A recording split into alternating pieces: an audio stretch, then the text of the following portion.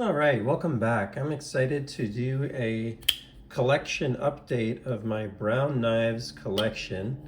And what better way to kick it off than the way that Craig himself kicked off his own journey. This is Parabollic number 12. This was one that was featured on the Epic Snuggle Bunny channel. Apparently, it's the only hand-rubbed satin blade that Craig has ever done. It's an integral, it's wild, it's weird, and it's the first knife, the first type of knife Craig made. I think he made about 35 of these, if I recall correctly, and yeah, definitely an interesting one, and one that will probably stay in the collection for a long time. I almost pulled the trigger on another one recently, but decided to stick with that one. We won't go into that. This one is Servo number 168 is number 2 here. This one has a nice little Damascus clip and over travel stop and back spacer. I don't have an early version of this. If you have one and you're willing to sell it, that'd be very interesting to me because I prefer a lot of the early versions of his work. That said, as they go, this is one of the cooler knives in my brown knives collection. I just love the milling pattern on it, and man, the drop shot action is fantastic. So this is a second knife, more of what he did in higher volume, and a really interesting one, I think, that has stayed in the collection since I got it and has not gone anywhere. It's the only servo I have owned personally, but I've looked at getting others. Actually, I want to say you might be able to, yeah, you can kind of finger flick this off the fuller, I think, if you're, yeah, there we go. So that's kind of cool. I don't think I've ever done that on the channel before. Servo number 168. Here we have Exponent number 6. And this is a pretty cool one because he did a mirror edge on it. And it's got a Damascus or Zircotite or whatever pocket clip. Damascus must be the same, right? Damascus show scale. Despite being very light, it still has that drop shot action. Can you, yeah, and you can flick this. I've never actually done that with this knife before, but you can absolutely reverse flick this the way that it's set up there. So I actually just started liking that knife even more. That is Exponent number 6. This is where it gets interesting. The rest of the collection, I have almost all really early variants. And I just sold prototype number 3. This is LHC number 1. And I sold prototype number 3. I just kind of liked this one a little more. I like the number 1. Can't really reverse flick that one. At least I can't. Someone, a better man than myself, a better woman than myself could. But a cool variant. Pretty simple. Just a nice little clean Damascus inlay there.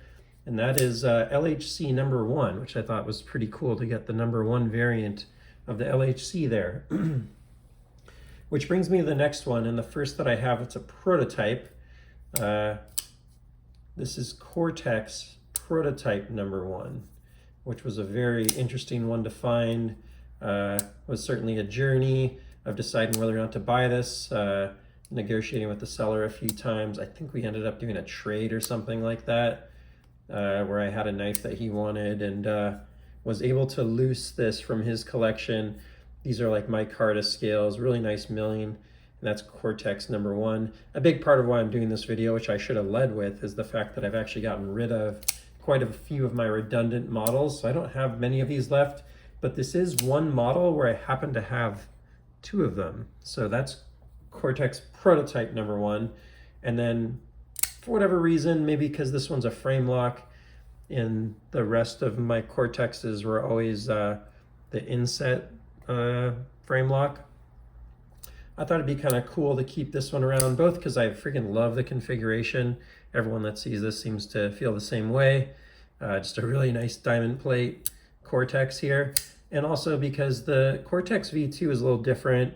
It has the just blanked on the term for the pivot collar, and yeah, it's a nice one. Really nice knife. This one is a random number, I don't know, 313 I think it is, or something like that. See if I can see it really quickly. Yeah, number 313. So it's not like a early number or anything like that, but just a really nice example that's remained in the collection. This is where it gets even more interesting, because I think this is one of the coolest knives ever made, and it's made by one of my favorite makers ever. This is FSD number 1. And this is when he started actually inscribing the serial number on the knives, so it's just extra cool in my opinion. And you know, the first variant or serial number of one of the coolest ones. I actually had prototype number 3, which is the same thing. It was actually the very first milling number 1 FSD ever made, but sold that one to a friend recently, and now I just have number 1. So prototype number 1, LHC number 1, Cortex prototype number 1, FSD number 1. Hopefully you can see where the collection's been going. A little bit of a foreshadowing there. Which brings me to one of my favorite knives, and actually the first one I got in the Brown Knives collection that was a number 1 variant. This one is Mini FSD prototype number 1.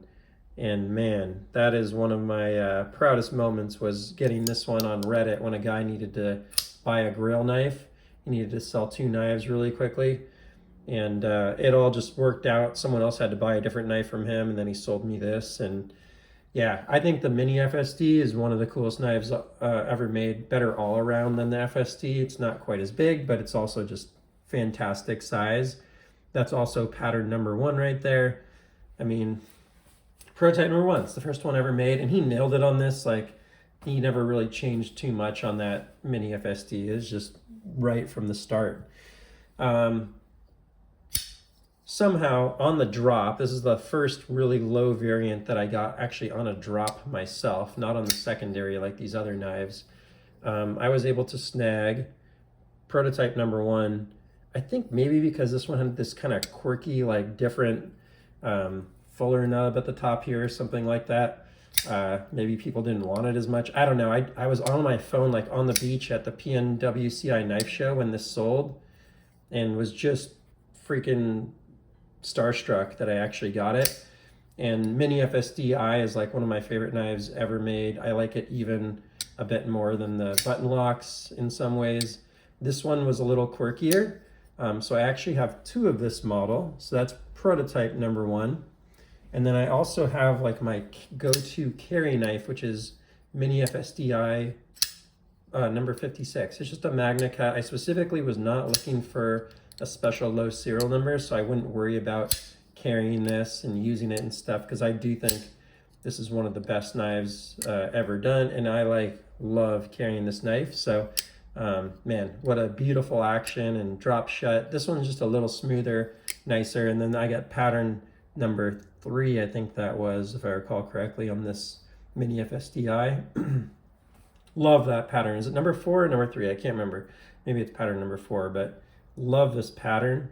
And that's one of my favorite knives, and that's one of my 10 or 12 or whatever I have go-to carry knives. And that brings me to the last one, and the most recent one that I actually bought. Well, actually I technically bought that one more recently, but got this one on the drop, and that is Cortex XL number 001. I don't know if I can show this one. It's kind of hard to see in here where it is. Let me see if I can zoom in and show it to you. Where is it? I'm on the wrong side of the scale. There we go. There we go. Number 001 right there. You got the Cortex, the XL. So that's pretty cool. There, you can really see it now. 001. And this, is the most recent kind of hot thing. Every time Craig starts, he's a one-man shop, and his knives are hard to get, and people are freaking going crazy on the secondary and stuff. And as usual, that's the case here. I've given up quite a few of my favorite brown knives. I had this kind of style in the Mini FSD, this milling pattern number 2 on the Mini FSD, which I loved. But I was just not really using it that much, and kind of was finding myself carrying this all the time anyways. So I'm down to 1 Mini FSD, which feels crazy to say, because at my peak I probably had 6 of them. but really passed a lot of those back to the community, reduced the amount of cash I have in brown knives, which was getting insane. It was, I had 18 of his knives or something like that. So now I'm down to 11, right? 5, 6, plus 5, 11 of his knives. And what I think is really cool here and where the collection has gone is you can really see this kind of genesis of like kind of fancier knives and then transitioning into like a little, and he did make fancy version of the Cortex, don't get me wrong, but transitioning into what he's done to get more production and do higher volume. He's now doing, I don't know if it's 1,000, but like 800 knives a year or something like that. As a one-man shop, it's pretty insane. Is it? Maybe it's 500. It's probably about 500 knives a year. I think I'm mixing a couple models, but it's pretty amazing what he's doing from a volume perspective. You can do the math on that from a revenue perspective as well. But looking at these, you got LHC number 1, Cortex number, LHC number 1, Cortex Proto number 1, FSD number 1, Mini FSD Proto 1, Mini FSD-I Proto 1, and Cortex XL number 1. So that's quite a few models, right? You're talking 1, 2, 3, 4, 5, 6 models where I have number 1 or Proto number 1. Is that right? 1, 2, 3, 4, 5, 6. Yeah, models where I have number 1 or Proto number 1. And that's something I'm very proud of. This is not an easy thing to accomplish, starting collecting his knives like 2 years ago or whatever. I can't remember when I got my first brown knives, maybe 1.5 years, 2 years ago. So it was well after a lot of these had released. I think he had just started selling the mini FSDs when I started looking at his knives. Maybe he was on the tail end of the FSD or something. So you can see a lot of these were pretty hard to come by and track down on the secondary. And someone that lives in Bellingham, about 20 minutes south of where Craig makes these knives, it's just kind of a special maker to me. Not only a great maker, but also a local maker. And something I've really pursued very intentionally, and then very intentionally tried to back down. You got 5% right now in high yield savings. You got the stock market's freaking popped up 25% over the last year. Having your cash in knives is probably not the smartest thing ever, right? And granted, I've got other investments, but I think I was over rotated a bit on knives. So I've tried to take this down from 18. I may have even hit 20 knives at some point from brown knives. Get this down to just some of the brass tacks. This one right here, maybe that one goes on the chopping block at some point, and then that's my carry knife or whatever. But God, I really, really freaking like that knife. So I think this makes for a really great example of his work and something that I'm really pleased to be where I am right now in this collection. So hope you enjoyed that as much as I did. If you like the content, please feel free to like and subscribe, and I'll see you on the next one. Take care.